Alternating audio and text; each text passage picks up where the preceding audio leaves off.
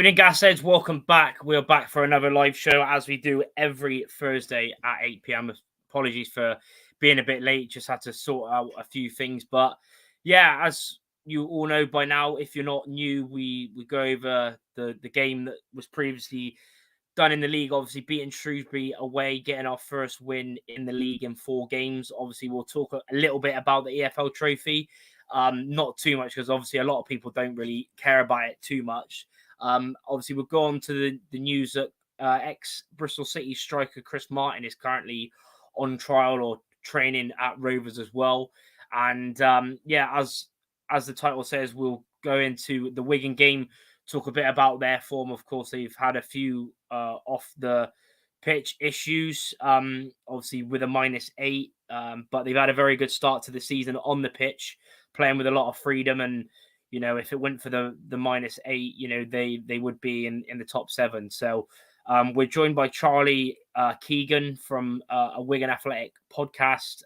He'll be coming on in around 20-25 minutes to give us more thoughts on their style of play, players to watch, their results, etc. But thanks to everyone for tuning in again, and welcome back if you're already an existing subscriber. If you are new, then do subscribe, pushing on to 6,500 subscribers. Do hit the like button as well. If we could get 50 likes plus, that would be quality. And if you are watching back on the replay, do leave your score predictions and thoughts on the Shrewsbury game and also Chris Martin as well. So yeah, as always, we're joined by Neil. How's it going, Neil?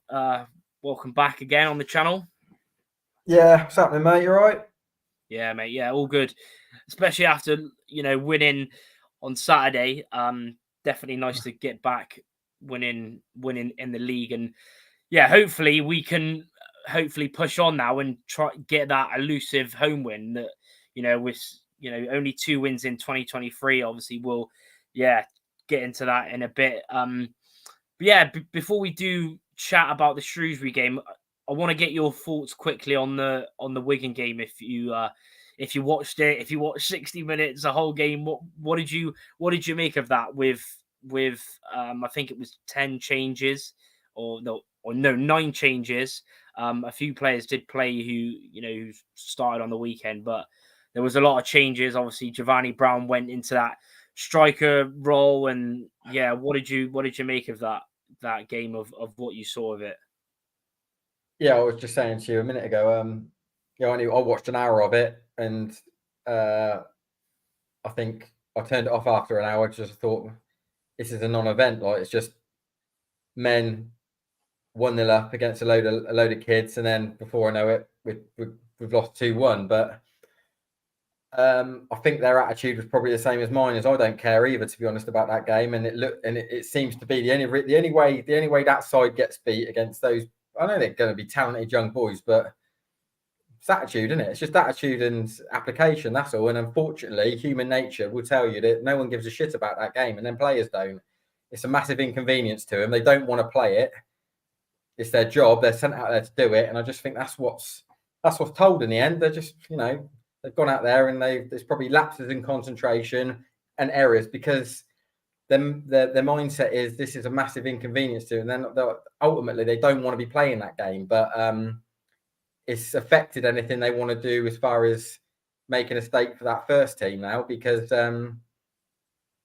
it's reflected really bad on them. Yeah, I mean, yeah, like Shay says, I don't want to go too overboard, but like that's the only thing really that disappointed me is that we made so many changes, and the players that did come in that missed out or haven't had a lot of game time or might have played in the other EFL Trophy game against Cheltenham is that they were just poor. It's just disappointing for the squad really as a whole, because you want. And I know you said it is a inconvenience, if you will, but you still want players that aren't in the first team to try and stake a claim. But it is what it is. We lost. We got Newport in the final game, so I mean, I still want to go through. I know it's a crappy competition, but I still want to go through. Brings a little bit of money in, and it'd be nice to get to Wembley, but yeah. Disappointing the other night, but yeah, we obviously the league is more important, especially against Wigan, and fingers crossed we can. Yeah, and I was lucky. I did watch the game, but I didn't pay for it. I watched it on a stream which was free, streamgoto.com. You can also watch league games on there for free. So yeah, if you haven't got a Fire Stick or you don't want to pay for it, then you can go on streamgoto.com, and they also show Rovers league games on there for anyone that wants to know. But yeah, getting on to obviously the league win at Shrewsbury. Like I said, first league win in 4, keeping a clean sheet. There was 3 changes before the game. Crama was on the bench. You had Evans came in. Obviously, Finley went back out, which I was happy with. But yeah, 3 changes in. What did you make? What did you make of the lineup going when you seen it when it come out? Yeah, I've said to you for a few weeks, I've never been too concerned because our squad is that stacked. I'm never going to be too concerned about who's coming in because we don't really have what you'd call fringe players anymore. Like they're all out and out first team players. So whoever comes in is plenty capable, and we don't look like we're desperately weak in any sort of area. I was just happy to see Taylor and Wilson play as our centre halves. That was just said it for a few weeks now. That's my preference, and that's the only that's what I can see as clear as day as being our centre half pairing long term. So I was pleased with that. Other than anything else, especially going forward and like how top heavy we are as far as our attacking players, whoever we interchange, I'm never really disappointed because I know they can all do a job and they can all interchange and play together and play a system, and we can create chances. That group of players can create apples of chances if if they play the system correctly and they play the patterns correctly. We've seen sort of early doors in the season what sort of chances we can create. Went off the boil a little bit towards the last couple of games, but ultimately over the course of what I keep talking about, 40 plus game season, we should create apple of chances. Yeah, absolutely. Yeah, even if everyone is tuning in, I appreciate all the support and everyone that's tuning in on the live, even into Ben Darrell, Matt, Ford and Blue, Josh Gray, Tom Butler as well. Saying about a bit of meaningful and the Barton haters. But thing is, like, I wouldn't blame Barton for that anyway. I would blame the players that come in and didn't take their chance. But it is what it is. Even if it's Shea Groves as well and Law of Fishing as well. Keep getting your comments in if you've got any questions as well, any talking points, let us know. But what was your thoughts on the first half? Because it was pretty. There was some good bits, like I said in my reaction after. There were some good bits of interchange in the first half, but overall we weren't really playing to the way we usually play. Whether that was Shrewsbury system, whether the pitch wasn't the best, or I don't know what it was, but there was seemed to be a sort of lot more long ball during the first half, and it was very sloppy, wasn't it, the first half? It was, I don't know, I think as you go back to again about playing percentages, I just think we've gone through a little passage where we've overplayed for no apparent reason for in certain spells of the games, especially first half, where we've gone really nowhere fast. I mean, I'm all for ball retention and controlling games with the ball, etc. That's fine, but sometimes we play in the first sort of third of the pitch, like 40 yards from our own goal, and we don't leave that area of the pitch for like 12, 13, 14, 20 plus passes, and we just sort of bide time. And we've seen sides have gone, cool, you can have it there. We're not fussed. We're not going to commit to this. And I just thought we just played the percentage a little bit more in the first half, where we went long, but we were cautious in what we did in the sense of, we're going to go direct, but we're going to keep our base and we're going to keep a foundation, be solid and not get found out. And there's 2 ways of looking at it. Like, some people will say that it was dead boring that first half, or some people can say, do you know what? It was solid. We were patient and we sort of felt out Shrewsbury a little bit because we come out a different side second half. I think we went in, reevaluated, and we come out a different side. Yeah. I agree. Even in Toluca as well. What's your expectations? I've already said playoffs. I can't remember, Neil. what did you say? Like mid-table on it or 10th? Yeah, I said trying to be in and around I on it. From what we've built, I thought in and around sort of 9th. If we'd have got the Jono deal done, I don't think you can look anything other than top 6. It has to be top 6 if we'd have got the Jono deal done. But yeah, I still think at the minute I'm still going for in and around sort of 9th sort of thing. I wouldn't be shocked if we made top 6. We've got a hell of a squad there. We just got to get going, and we've got loads of time to get going. Absolutely got loads of time to get going. But if we're talking about early signs, you know, we're not really watertight, and we're not banging goals in for fun either. So there's a lot of work to do yet until we're really like purring. Yeah, but yeah, I'm sticking with 6th. I said that when I done the video, my predictions table. I've said it on the radio when I was on Radio Bristol. I'm sticking to it.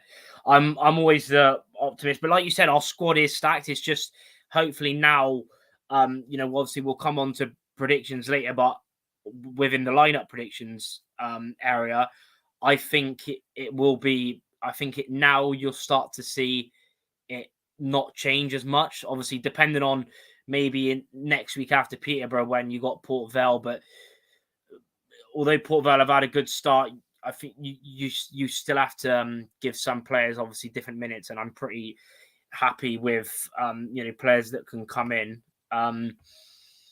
Yeah, Kieran, we're saying we're crying out for a striker. Well, to be honest with you, I said it as well. You know, Marquis, I still believe in Marquis. Obviously, he got his first goal.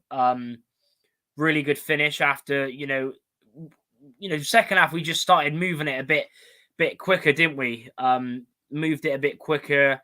And it was really the subs changed the game. Although we started second half a lot better, the subs in the end, McCormick's energy and the sort of creativity of Giovanni Brown. Giovanni Brown was probably annoyed that he didn't start. And yeah, he come on, and you know, it's pretty much as soon as he come on, he did that ball over the top, and we didn't really do that. You know, Hunt and Grant and Evans were sort of looking for balls like that in the first half, but it didn't really come off. But once we started getting in behind their defense, and you know, it was good. Collins, a great run, a really good ball, and you know, obviously a cross into Marquis, and it was a good finish. But for me, that's why I want Marquis up top, because I thought it was a really, you know, sort of what you expect from Marquis, really. It was a good performance from him. I thought he held the ball up. That's why I don't want to see Giovanni Brown as a striker. I know we've seen it against West Ham. We've seen it against Lincoln as well. A lot of the teams in the league are playing with 3 at the back. Unless you're a quality team, you're not going to play like a false 9 in League One unless you're unbelievable. So, and then, you know, we got the second goal, but yeah, like, you know, it was mainly the subs they won it nil in the that sort of changed the game and give us that impetus to go on and get the win. I think you're going to see that pretty much the way you just mentioned there, like, yeah, because our squad is stacked and we are that top heavy in the final third. I think you're going to see that every single game. That's how our squad's built. We've got a side to start and we've got a side to finish. Each game, I think, you know, Joey and Mangs will evaluate that on 60 minutes and go, right, this is how we break this side down with fresh legs. You know, can make, you know, 5 subs and absolutely refresh that side for the last half hour of this game and go and win it in the back end of the game with the quality we've got. Like, with all due respect to us last season when we coasted to a finish, we didn't have a bench, really.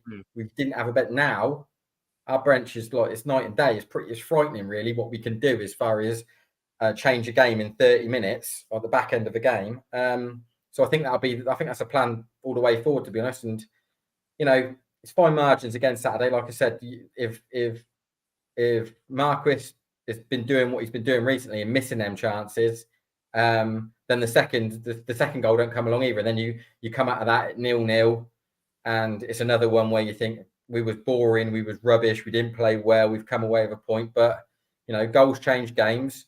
He's got his toe on the end of something, Marquis, which he's made a career out of. Like, all his best goals, especially like his time at Donny, all of his goals are pretty one-touch finishes in and around that 6-yard box. He just pokes. That's what I mean. John Marquis is best when he plays between the posts. I don't need to see him running out wide and chasing lost causes and and running channels. Don't need to see him doing that. Play between the posts, and more often than not, he'll get a chance. It's just up to Marcus now whether he takes them chances, because he's a solid League One centre forward. I know all the talk about Jono was amazing, and if we could have got him this, that, and the other, but Marcus is a solid League One centre forward. He's not Jono, let's be honest, he isn't, but there's plenty of sides in this league that would be more than happy to have John Marcus playing up front from every week. Mm-hmm. Yeah, I agree. And yeah, like you said, we sort of took control. Obviously, Marquis got his first goal of the season. So did Collins. Well, got his second goal of the season. He scored against Cheltenham in the EFL Trophy, but obviously that was 2-2 for him, first in the league, and he got obviously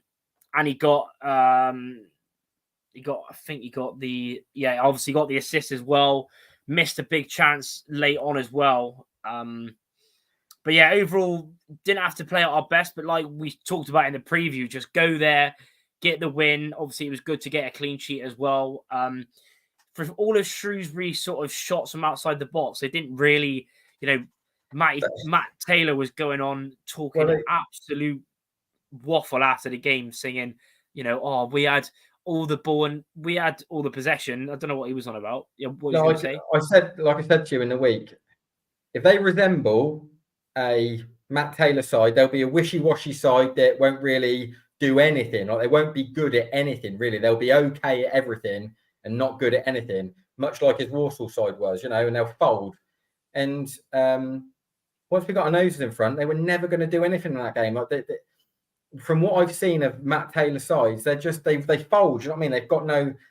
If they resemble him as like what, I don't know the bloke, but if they resemble him as like what you've seen on the sideline, how he comes across, then he's not a blood and guts guy. You know what I mean? He ain't going to fire that side up. They ain't going to run through brick walls for him.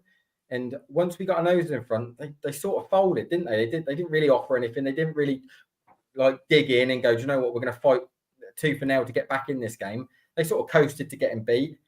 And like I said in the week, Connor Taylor's a must for us because he offers us so much in both boxes.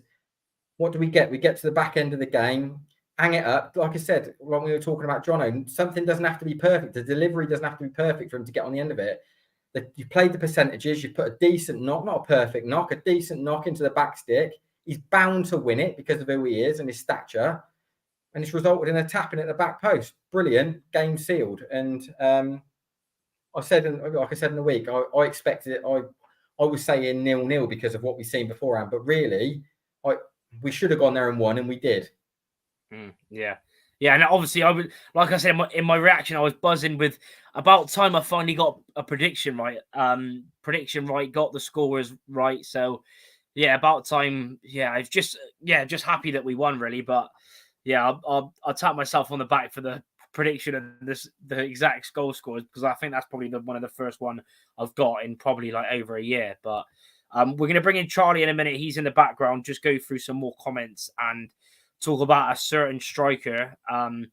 Even if it's a FanHub 23, I think 6th, but keep the same team and we'll gain consistency. I agree. Hopefully we'll see that on Saturday. Lucas saying Peterborough will be hard. Thing is with Peterborough, I know they've got JCH, but they've lost so much. I think so far they've got 4 wins, 3 defeats, but I don't really see Peterborough as the same sort of team as they was sort of last season. And even last season, we beat them 1-0 at home and drew 0-0 away. So, every team's got good players. Every team's got strengths and weaknesses. It's just about, defending properly and, getting the score and the chances that we do. Jabrani Brown suits more than a shadow striker than a false 9. How do you think the Ginger Prince played the other night, as in Woods? Yeah, he was okay, but he was okay, but he loves them outside of the foot passes, doesn't he? Woods, he absolutely loves them. Even into Mitch as well. Wouldn't be surprised me if Shrewsbury went down. I'm pretty sure I had them. I can't remember if I had them going down or just staying up in my predictions, but yeah, they look a poor side, struggling to score and can't defend. But quickly before we get on to talking Wigan, Chris Martin, ex Derby, ex Bristol City, ex QPR, and Scotland international as well, is currently training at Rovers. What do you make of that? Currently 34. I think he got 4 goals in a really struggling QPR team last season after he went there in January. What do you make of him signing or possibly signing on a free transfer? I don't know really. I mean, don't whet my appetite that much really. And I think the way I always look at this is, if you was another fan of another team in League One and someone said, Rovers are signing Chris Martin, you'd probably go meh. Yeah, all right, fair enough. Like, it doesn't, it's not incredible, is it? But at the end of the day, are we light in that area? Yeah. Is he an out and out centre forward? Yeah. Is he a senior pro that Joey loves? He loves senior pros and they're around the side. He's played at a good level. Do you know what I mean? Played international football. It's a box ticker for a lot of reasons, but he's not, I mean, to be fair, I looked at his goal record and it's pretty impressive. I never had him down as that sort of a centre forward, to be honest. Yeah. I never had him down as someone who was that prolific, but his goal record ain't half bad, really. But he's not kicked a ball in months on end. The fact that he's on trial and he's not been signed immediately probably tells you everything. I mean, if someone would say to me, you've got a lad who's there on a free transfer, ain't got a club, I mean, the Gary Medine one, I'd prefer myself if it could be done. I think he'd be a better option personally, but I don't know what his availability is and if he's interested or if they've even gone down that road. But I mean, I wouldn't be dead against it, but I don't think he's the answer.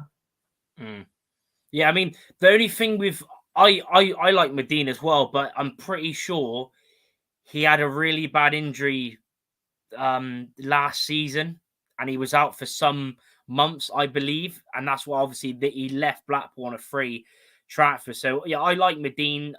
There's been talks of Graben. Again, I don't think he's played for at least a year though. Like at least Martin's played. He played Championship football last year and got a 1 in 4 goal ratio. And like you said, he's got the only thing that I don't like about it is the fact that I would prefer something a bit different to Marquis. I think Martin is similar to Marquis, is that he can hold the ball up. He's a very good header of the ball. In and around the box, he's quality, but it's just the pace, and he's, apparently I know quite obviously him being at City, I know quite a lot of, my City mates have said that he's just so slow, but it all depends on what Barton wants in it. If he wants another sort of Marquis type that can hold the ball up, then sign him. But if he doesn't want that, I don't know. I mean, you can look at all them factors, but how much pace has he got round him? He's not like he's going to have to do much. Like, if all you want is a goal scorer, just get on the end of something like what Marcus is really. Do you know what I mean? Out and out. Like, if you don't want him to run channels and play between the posts, that is pretty much Chris Martin in a nutshell. Again, like as far as the similarity, but he's him and Marcus, they're not going to run away from people. But as far as sniffing a goal out, because he's got so much pace in and around him, it could be an option. Like I said, I don't think it's the answer. I thought Jono would be the answer. If we get Jono, I thought that would be the answer. But it's hard to see. It's one big game of chess, isn't it? Because is this till January? Has we got something in the pipeline for January? Is it a full season? I don't know what we're looking to do with Chris Martin if we do get the deal over the line. I don't know what the plan is. So it's hard to dress it up and look at it and evaluate it properly, because I don't really know what the intention is behind it as far as, is it until May? Is it until January? What are we looking for him to do? Because he's obviously not match fit. So there's going to be a period of time before he's going to, get up to speed, etc. So don't get me wrong. Like I said, they've addressed it. Yes, we are light on an out and out number 9. He's available. He's got good pedigree. He's scored goals. So, I'm not dead against it. But like I said, it doesn't make me do somersaults. Yeah, that's fair enough. And yeah, obviously let us know your thoughts in the comments, and also if you're watching back on the replay, let us know your thoughts on Chris Martin training with Rovers and could be looking to sign on a free even by next week, who knows. But Steve saying balls in the box need to be better. I think Jack Hunt, who's, I think he's since he's come in, he's probably been one of our best players. His delivery is really good. He obviously likes to get forward as well. So yeah, we'll have to see about that. But keep hitting the like button. Over 40 of you in here. Keep hitting the like button. Subscribe if you're new as well. But we're going to bring now Charlie in from the Wigan podcast, from Central Wigan and the Unity of Wigan podcasts, and he's going to give his thoughts. Evening Charlie. Thanks for coming on the channel. How are you doing? I'm good. How are we doing? Yeah, not too bad, thanks. Hopefully, obviously, you've probably heard about us and you've seen how bad our home record. We're just hoping for a win at home finally, but we'll it's going to be tough. If a lot of people have we've seen what's the sort of opinion of sort of fans at Wigan. How have you? Obviously, you've started the season really well on the pitch. We talked when we went live that you would be, I think, sixth or joint sixth or joint seventh if you didn't have the points deduction. But overall, what's been your thoughts on the start of the season?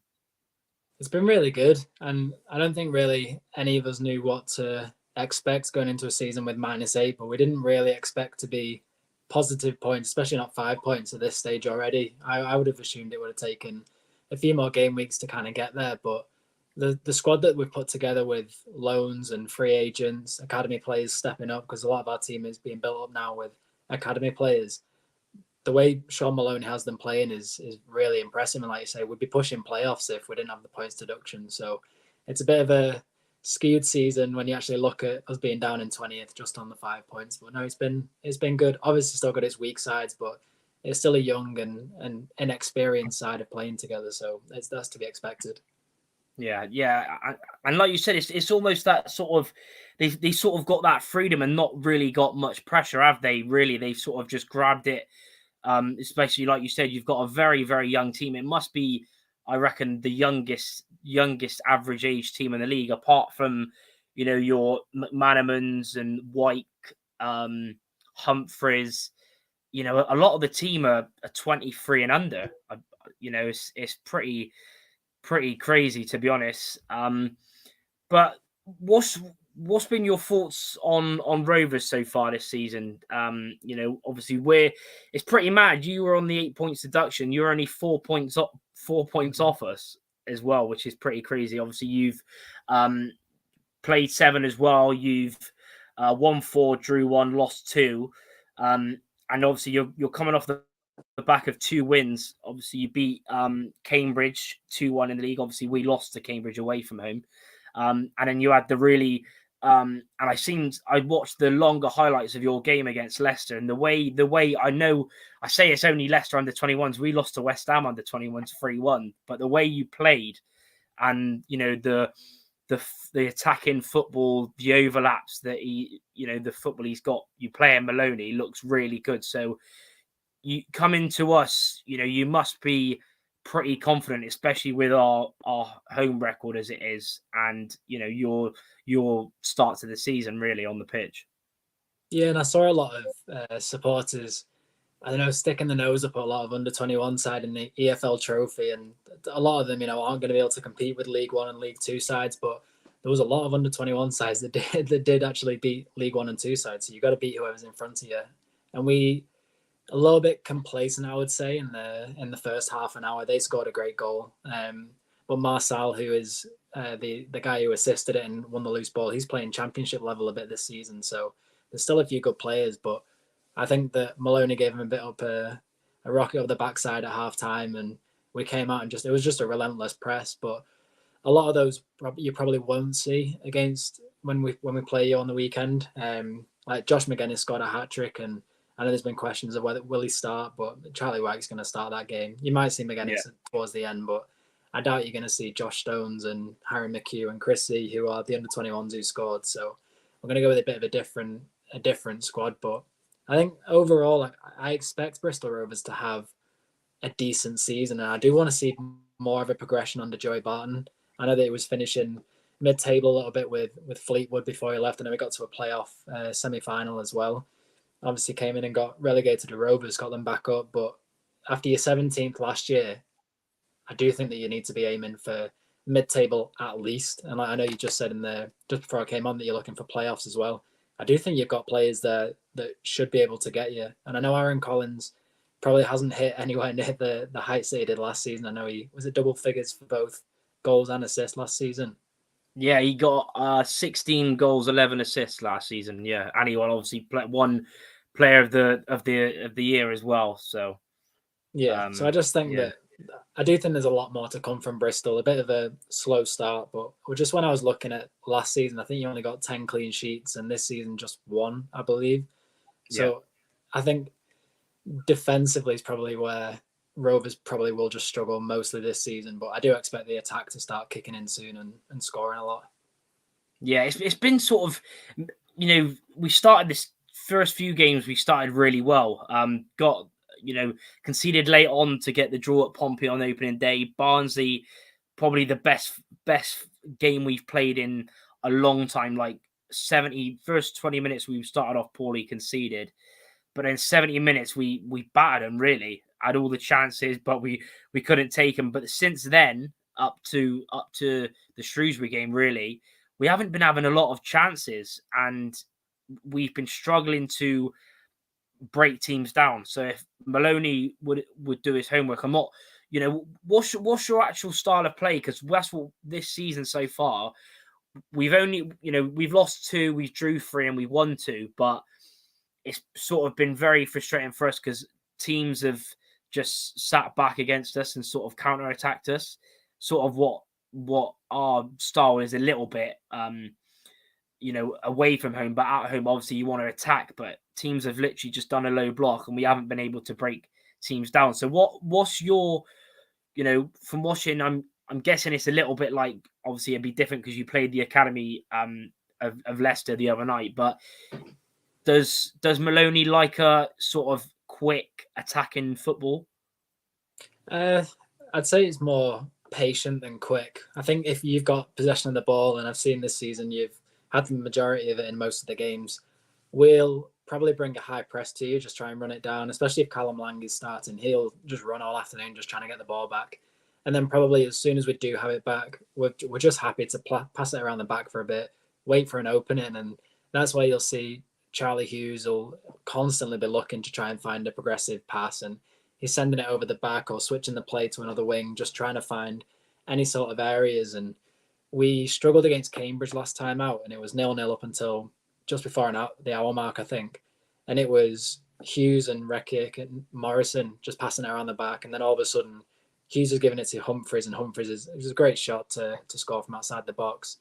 And then a couple of minutes later, Hughes is again sending the ball over the top. So he's probably going to be the focal point, especially if Bristol are holding the ball and trying to come on to us. As soon as he gets the ball, that's when he's going to try and send it long. We're getting better at playing it through teams, and I think that's why Babaradiko and Matt Smith are really starting to understand each other more about when to drop back, when to progress the ball forward. Tom Pearce, if he starts, I know he's been got out with an illness recently. His crossing from the left is really good. I think he's on 3 assists now, even though he missed a couple of games. So I think, wing play and then switching the ball long. But it's not hoofball though, and it's not like a route one. It's quite smart the way that he's got him playing. Yeah, but that's obviously the thing that you can sort of switch it up because you have got obviously pretty tall players in Humphreys who's more of a natural striker, but obviously I think he usually plays on the wing for you, and obviously Charlie White. The amount of times he scored against us in the past, I don't even know. I remember him at Bradford. He scored a hat-trick against us on Sky. Scored against us, many other times. Sunderland as well. So, yeah, you've definitely got a lot of players that can hurt us. But what do you think?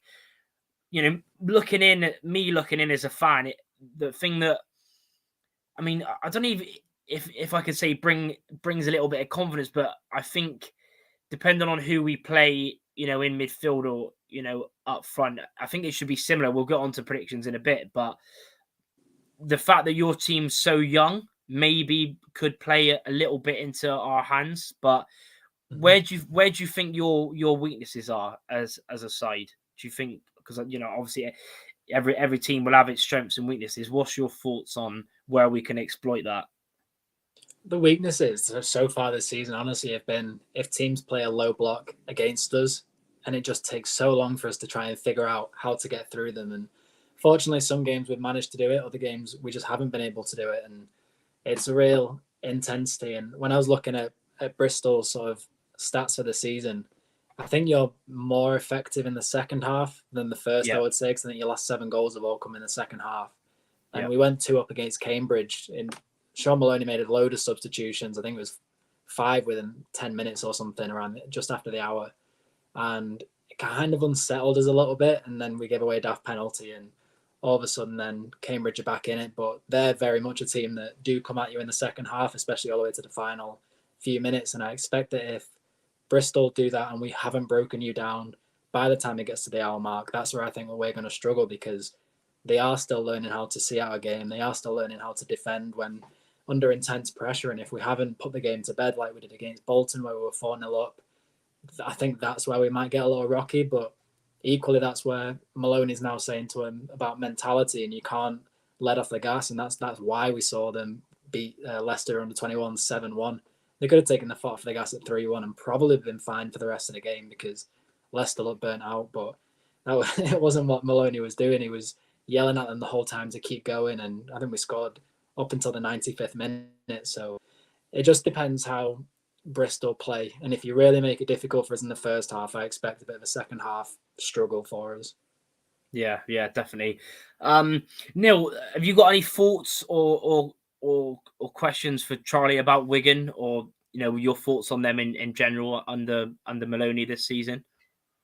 I mean, I think we talked about Shrewsbury, Saturday, and how Walsall have done, and Shrewsbury now they sort of resemble their manager as far as how they play. And I think by the sound of it, Wigan are much the same with Maloney. He was an infectious, high energy winger. He obviously got a way he likes to play the game, and he's obviously trying to implement that into his own side. But I know we're only 7 games in, and what Wigan have done is a great start. But if they got enough in that squad as far as personnel and depth to get through 40 plus games doing what they're doing at the minute, that's be my sort of question to what you've seen over the course of the first 7 games. I think that was the biggest concern that I had this season. And I remember speaking to another fan, I think it was against, I can't remember, I think it was a Barnsley fan I was speaking to. He was talking about squad depth.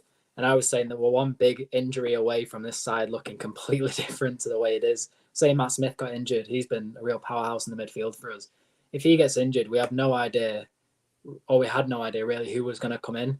And luckily, we've just got Liam Shaw, who's on loan from Celtic. He played against Leicester and he was brilliant. So I expect him to start coming in. But this is where we're now seeing Sean Maloney playing the fringe and reserve players in a mould to be an exact replacement for who we've got. So Babaradiko will play central midfield, but if we do need him to cover at right back or right wing back, he is going out to that position and he's doing it well. And now we're starting to see Scott Smith doing that similar kind of movement. So say Babaradiko gets injured, Scott Smith getting ready to come in and fill that void. Charlie White would be difficult to replace. Josh McGuinness's record isn't great at league level for us, and despite that hat trick, you still have to also look at it that it was an EFL Trophy game against under 21s and he's 33 years old. So you expect him to do well and he is the captain. But then you look at if Humphreys or Martial Godo, who we got from Fulham, if they start to get injured or are out for a sustained period of time, we're then looking at Johnny Smith, who is still very fresh at coming through, and Jordan Jones, who hasn't quite done it yet. So I do have a bit of worries about depth, not so much defensively, because you got Charlie Hughes, Liam Morrison, Pell Watts, Omar Rekik, and then a couple of under 21s that can even step up as well. So I'm not too worried about that. But yeah, in the middle of the park, 46 games is a long, long season, especially when we can't sign anybody. So we're sticking out on loans and free transfers and then academy. So it's not like in January we probably can make any quick fixes. So yeah, once we get to January or February time, I think that's where we'll start to see a little bit of a strain if we start picking up injuries, which obviously I hope we don't. Yeah, it's going to be like you said. During obviously the transfer window, have you been happy with the business that you can do? Obviously, if you can tell, obviously I know quite a lot of the signings, but for any Rovers fans watching, what signings have you made? Because I know I'm pretty sure you've got a player on loan from Bayern Munich as well. The centre back, is it Morrison? I think he's a Scotland under-21 as well. So yeah, if you can let us know some of the players that you have signed maybe on a free. Obviously there are players that people will know that already been there, like you've already mentioned, McGuinness, but he's mainly a backup. Charlie White, Stephen Humphries, Callum Lang, who is quality at the level. So yeah, if you could let us know on some of the players that you have signed, either on loan or on a free as well. Yeah, well, there's quite a few because we had to, because our squad just got rinsed, and even up until a couple of days before the final, or the start of the season, we still had players leaving, like James McLean left and Jack Watmore, Jamie McGrath. They all left us, so we had to go and go into the loan market in free agents. But I think it was last year, Gregor Riok, who's our academy manager, he moved up to sporting director, and they were talking about a data-driven model of recruitment that we were going to do. Maloney was huge in that what he wanted to do.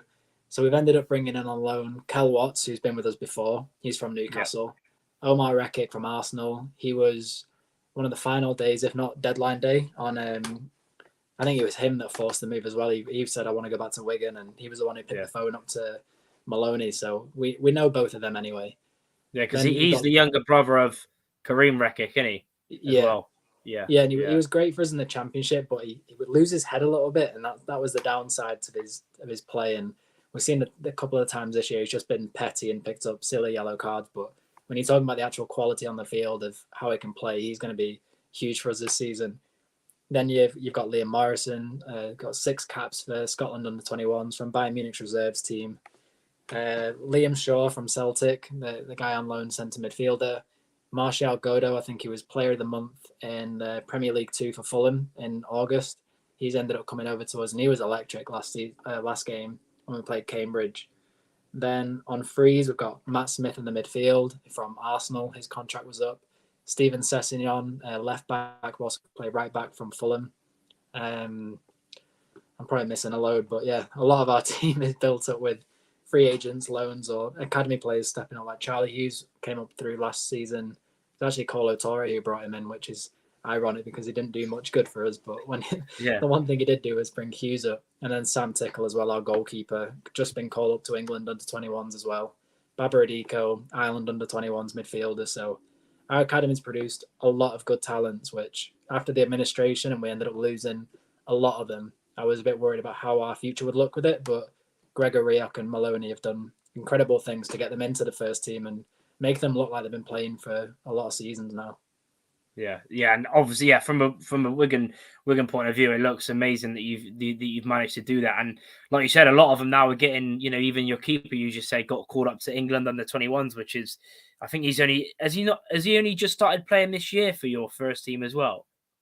He played in the final game of the season. He played against Rotherham, but that was when a lot of our players hadn't been paid. And so rightly so, a lot of them didn't want to play on the final day for the owners because they weren't getting paid. And Sam Tickle was one that I'd been lucky to meet Sean Maloney a few weeks before. And he was even talking about then, he was like, Sam Tickle is the goalkeeper going forward. And you all kind of think, okay, is he just trying to keep the fans on the side by saying there's progression? But when you see Sam Tickle play, he's really, really good, and he definitely deserves the England call-up, deserves to be our number one goalkeeper. But yeah, it's definitely good to see some of our players get international recognition now. Even though he didn't get any game time, it's still good that he's being around that sort of setup and has been able to challenge. I think it's James Trafford who's the number one goalkeeper there for them. So it's good that he gets to have that experience now. Yeah.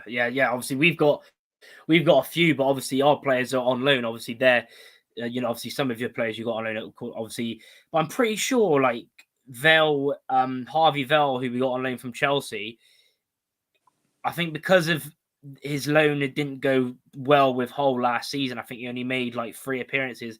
He didn't even get called up, so it was pretty weird that a few weeks ago, I'm not sure how many, because we were meant to be playing Reading a couple of weeks back, but it must have been from their team, but I don't know how many, because only one of our player actually got called up. I thought it was going to be Cox getting called up to England under 20s because he was playing there last summer, but he wasn't even called up. So that was pretty interesting. But yeah, it's going to be, Wigan, that's the thing that, fills me with a tiny bit of hope that is that Marquis, if he can use some of the dark arts up front against some of your young centre backs, because Marquis does like I've seen him do it a few times, but that's what I mean. Your team is so young. What is the actual average age of your side? Because it must be like 23, maybe even younger, really. Apart from Wyke, like I said earlier, Wyke, McGuinness, and it's a very young team. So I think it is around 23, 24. I mean, we've obviously got the older ones. Like Josh McGuinness was older than one of the referees in our Leicester game. I think the referee was 33 and McGuinness is 33 going 34. So he was even older. But yeah, a lot of them, they are young, and that's obviously where we're prone to our mistakes. And I think that if Bristol do come with a really attacking presence and, Marquis up top and Aaron Collins and Sinclair, if they can start pushing on and trying to pressure us, Charlie Hughes is fully prone to a mistake. We saw it last season where he was still finding his feet, but a lot of the balls over the top, he was just misjudging completely. And Sam Tickle's misjudged a couple this year when he's tried to come out as a bit more of a sweeper keeper. I know he's been a bit more reserved now after making a couple of mistakes, but he's still prone to it. And we saw Charlie Hughes' red card against Barnsley where completely missed. Well, the referee gave a red card. A lot of the pictures, it looks like he got the ball, but also it was just a bit of a rash challenge to make and one that probably shouldn't have made at the time, but it resulted in a red card. So we are definitely prone. Liam Morrison is still prone to it. He misplaced a pass, and that's what Leicester got the goal from. So it's all going to depend on how much pressure Bristol Rovers can put on our back line and really, really test them. Yeah, it's going to be interesting. I mean, what's your? I know you. I'm pretty sure. Am I right or am I wrong? The fact that you haven't lost yet in the league away from home, is that right? Or have you lost one game because you beat Derby away on opening day, you beat Bolton away 4-0, you drew with Carlisle. We lost actually no, you lost. Yeah, blast it. That's it. You've lost one game, so your away form was pretty good as well. So yeah, like you said, that's the only problem. Though you even said it yourself as an opposition fan. You've already done a bit of research on us that. At home, especially, even away from home in the first half of games, we just don't seem to start well. That's the sort of only issue. So, like with us, if it goes to half time and it's 0-0, it's like, then it'd be good. But if we're 1-0 down, then it's like we struggle. So, what's your thoughts, Neil, on before we get into team lineups and predictions? What's your thoughts on Wigan coming to the Mem? Are you confident, or are you, what's your thoughts on them as a whole and our home form? I mean, I've always said this.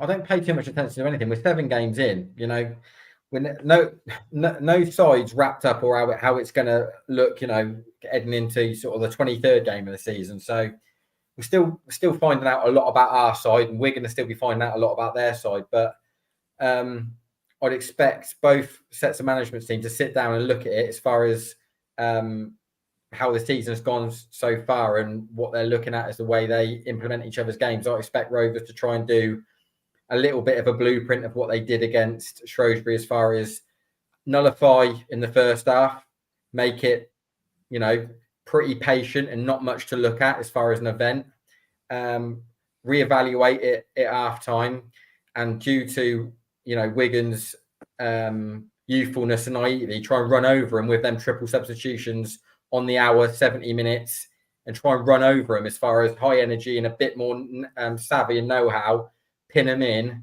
and try and win the game late. That's the way I look at it. Whereas Maloney's probably looking at it and saying, get out the blocks, give yourself something to build on, get in front early, quiet down the men, get it quiet, get it nervous, and then look to spring on the break with your youthfulness and your and all your high energy. Because if you're 1-0 up and you've got someone like Wyke or McGuinness, you've got someone who can pin a centre half and you can get out quick, you can get it out to your fullbacks like Claire, ping a 50-yard ball, and you can go and win a foul, and it keeps you high.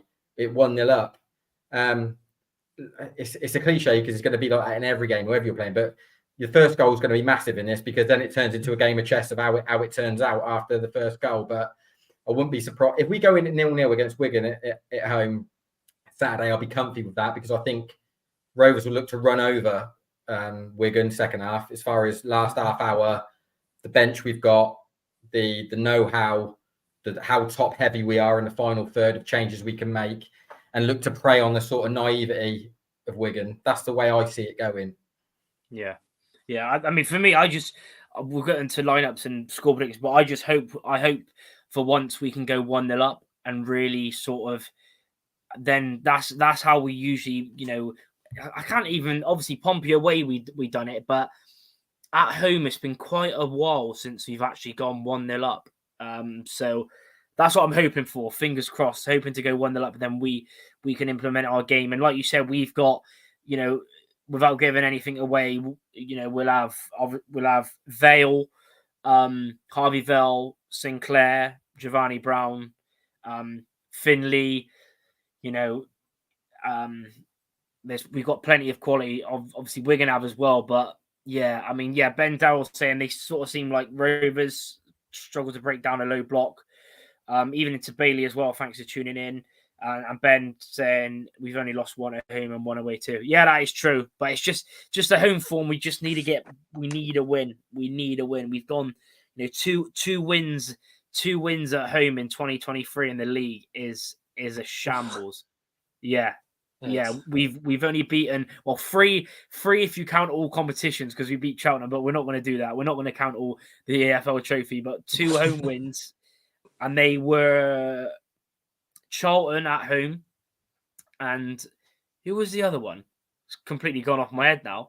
But Charlton at home, and there was someone else which I've completely gone off my head. So yeah, we need to improve that massively. But Neil, I'll quickly get on to what you think. What's your starting 11? Obviously, Charlie can tell us his Wigan starting 11, what he think it will be as well. But what would you go with, Neil? Would you make many changes, or would you keep it fairly similar to the one that ended or started after 7 minutes with obviously Friend going off injured? Would you keep that same team? What would you do? No, I think personally, the way I'd do it, I'd change it. Myself a touch. I'd go Cox in goal. I'd go Hunt right back, Grant left back. I think Grant looks like he's fit enough to do 90 minutes now. He looks like he's got enough in the tank now to get through 90 minutes. If he hasn't, then obviously you wouldn't start him. But he just appears to be strong. He looks dead lean at the minute. Like he looks as lean as he's ever been for us, Josh Grant, as far as like his body shape. 2 centre half of Wilson and Taylor. I play Woods in front of that. There's a screen. I don't think we need a double screen anymore with Woods in there. I think he's plenty capable of being there on his own. In front of that, I play Bogard and Macca. I think Macca's been unreal recently. I think he's been brilliant for us. Like his unselfish running, loads of energy. Like his running creates angles and options for others. He's getting on the end of the thing. He's really unlucky the other night, first half. I know he was only playing against he could have had 4 or 5 the other night. I think he's been brilliant for us, Macca. Really good. I play them two. I'd play Luke Thomas one side, Aaron Collins the other, and John Marquis through the middle. So you from that game that sort of after Friend went off, you'd bring on Evans then as a sub and not start him, yeah? And again, like how you start the game and how you finish the game is completely different. Like that's my side to set up to start with, and then like I said, we can completely transform our side up with 30 minutes to go, 20 minutes to go, completely transform it. Yeah, that's fair enough.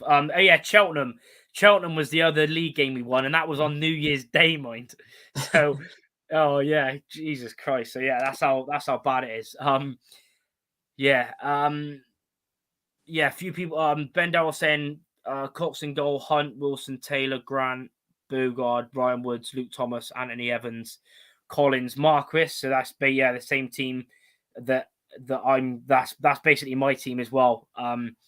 I would keep the same team. Obviously, we know Crama is Christian Crama, who's meant to be out, got injured in training.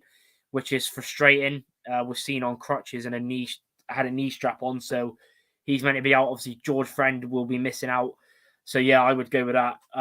Yeah, Hunt, Wilson, Taylor, Josh Grant left back, Bogard, Woods, Evans. So basically like a 4-2-3-1.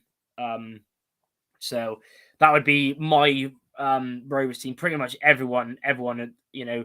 But yeah, that is a good shout. Yeah, Josh Grant says it. Josh Gray says it. Great shout with Marq. Yeah, it is a good shout. I sort of do want to play him, but then I think Evans. I think I got a good feeling about Evans this Saturday. Ben Darrell saying gutted, French is injured. Yeah, he's considering he hardly played any of pre-season and he's 35 years of age. For him to come straight in, I can't remember what game it was now that he come in. Was it Wickham? I think it was the Wickham home game. Yeah, that him and Hunt first started, and they've, you know, especially Hunt. He's probably been our best player since he's come in, and he has got a lot of quality. And yeah, but yeah, pretty much everyone agreeing with that same team. What Wigan team would you start, Charlie, for this game? It's a tough one because during the pre-match conference that Maloney's just had, he has mentioned that there is a bit of an illness running through the whole team right now, and it kept Callum Lang out for a lot of the game against Cambridge. It kept Tom Pearce out completely. So we don't really know who's available. He's not mentioned anything, but honestly, probably very similar to the way we set up against Cambridge, where Sam Tickle in goal, and then Sean Clare, Charlie Hughes, Liam Morrison. I think when you're looking at what Neil was talking about before, starting a game and finishing a game differently, I would probably start with Tom Pearce at left back, just so he's top assister, so you can't really keep him out as much. And if we're going to try and get the ball in the box and get a couple of goals in the first half, I would probably say through Tom Pearce, because he even takes our corners for us. So I'd probably start with Pearce, but swap him out for Reckick as the game goes on. In the middle, I'll probably do Babaradiko and Matt Smith. They're just so hard to replace. I know Liam Shaw's coming through, but maybe he can come on as a rotation in the game. Martial Godot, really tricky player, great winger, really fast. He's got a start for me with Stephen Humphreys on the other side. They do interchange a couple of times, so Humphreys might start on the left, which he's not really used to, but it works well with Charlie Hughes sending the ball sort of across field to Humphreys because he knows to expect it, and Godot's still learning that. So I'd say Humphreys and Godot.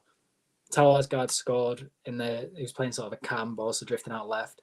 He scored last time, but I would probably put Callum Lang in because before his goal against Leicester, it was over a year since his last goal, and that was against Huddersfield away.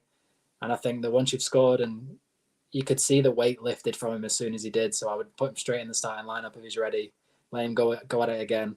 And then obviously Charlie Wyke up top, but he's not scored since Bolton away.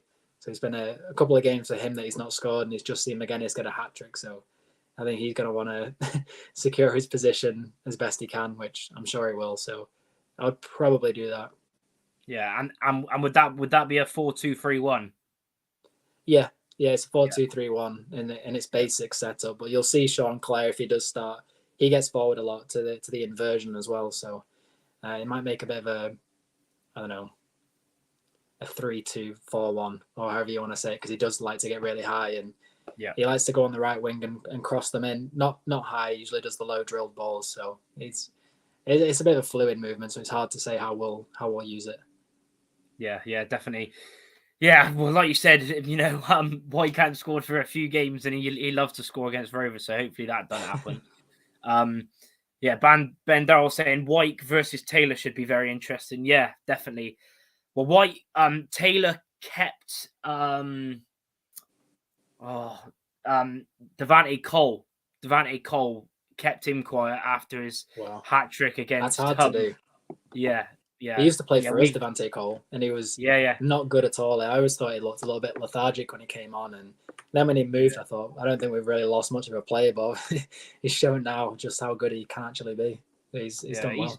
He's been everywhere though, hasn't he? He's a lot of clubs he hasn't really done that well, but for Barnsley, it's just seemed to work. And I guess the older he's got better. So yeah, luckily, but yeah, he tore us apart last season away at Barnsley, and within the first 20 minutes we were 3-0 down. And yeah, let's not remember that too much. But yeah, score predictions. Let us know your score prediction in the comments. If you're watching back on the replay, let us know your score predictions and put your goal scorers down as well if you fancy it. Neil, you went with a 0-0 last week against Shrewsbury, back home to Wigan in the league. What are you thinking? Are you confident? Are we going to score? Are we going to win? What are you saying? I'm more confident after picking up 3 points, like you're always going to be. I think, like I said, I think the game could play out as far as us looking to sort of just maintain the game really and keep control of it and stay in it and make it a pretty sort of dull affair if we can. But I think it'll be really open, because I don't think, by the sound of it, and if you look at Maloney as a player, and by the sound of it, the way he sets his eyes, not interested in setting up and playing, but he wants to play in the final third of the pitch all the time, by the sound of it, and wants to play in the other team's half, much like we do, really. So I can see it being really open, to be honest. And I've never said this about Rovers this season, because I've never seen us scoring like so many goals. But with how open it can be, I can see it being, and how we'll look to sort of change that side with 25 minutes, 20 minutes to go, and transform it going forward with how naive and young Wigan are. I can see us winning I can see it being like 3-2. 3-2, bloody hell. Yeah, I mean, to be fair, there is, I'm trying to think games in, like, if we go on recent history, like Wigan are in the recent times, like I remember, even going back to like 2017, they've got a very good record against us. But yeah, coming home. So yeah, what goal scorers? What you going for? Wigan and Rovers. White is going to score against us if they score. It's just how it is. Sean Clare maybe even bombing on for Rovers. Josh Grant, Macca, and Collins will get another one. Josh Grant, Collins, and Macca. Wow. Quickly go for a few predictions, and then we'll get yours, Charlie, as well. Matt saying 1-1. James Wilson, Charlie White to score. Ben Darrell, optimistic. Ben 2-1 Rovers. Head says 1-0 Wigan. Tom Butler 2-1 on my first game of the season. Yeah, what's your you must be feeling confident, Charlie, especially with our home form. What do you think how the game will plan out in your prediction and goal scorers as well? I think I was feeling confident until Maloney's press conference, when he said there's a bit of an illness, and I don't know how much effect that's going to have. But when I was on the Progress of Unity podcast, I said 3-1 to Wigan, and I do think that it's going to, for us to get that scoreline, we'd have to score early and then score straight away again, have like a big double hit. And I'm hoping that Callum Lang can get on the score sheet again. And I said that when he gets his first goal of the season, I think that's going to be him kicking on then, because we know how good he can be. So I think Lang is probably going to score. Wyke as well. And then Wyke likes a lot of brace this year, so I think Wyke's going to get 2. But then I think Collins is one that I really think will score against us. I think he'll find a way to get through us. So I said 3-1. If it's going to be that, then I think they're going to be the goal scorers. But I think today I've changed my mind a little bit to a 2-2. I think this illness is going to take it out of us just a little bit, and Rovers will bring it to us in that second half. So so you're going to go with the 2-2 then, yeah?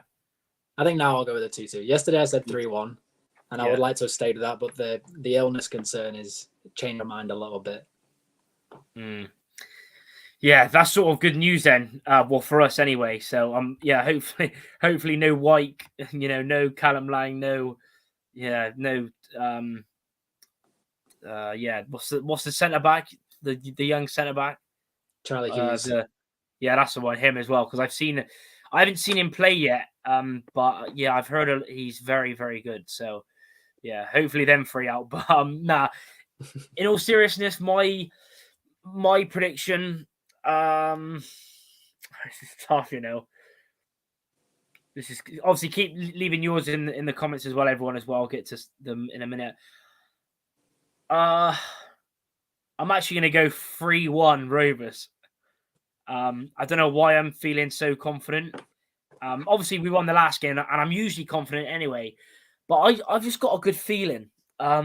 I've just got a good feeling that we can make it back-to-back wins and finally get a home win. And I think this is where it'll kickstart us. I'm going to go with White to score for Wigan because he always scores against us. And I'm going to go Marquis to get another goal, Collins to get another goal, and I think Evans will score on his 25th birthday. After his 100th appearance the other night, I think he's going to get, I think he's going to score as well. So, I'm going 3-1. Let's get to some more predictions. Josh Gray says 2-1. Collins and Connor Taylor to score for Rovers. So, a lot of people, a lot of gassers are confident. Obviously, with the illness from Wigan, that's it. Like you said, you never know either. Like you said, I'll go and watch it after because I was going to watch it before, but I'll go and watch Maloney's press conference in a minute after this and see. So, we got 3-2 from Neil, 2-2 from Charlie as well, and a 3-1 from me. So, and a lot of people were. I mean. Yes, and I will be going to the game. I had to do some work. That was the first. I'll be back for Peterborough away. I'll be there. I've just got my Reading and Oxford tickets as well. It was annoying to miss that, but it was a good. Like I said in my match reaction, I've been to Shrewsbury 5 times. I've never seen us win, and the 2 times I don't go, we win. So from now on at Shrewsbury, I will not be going.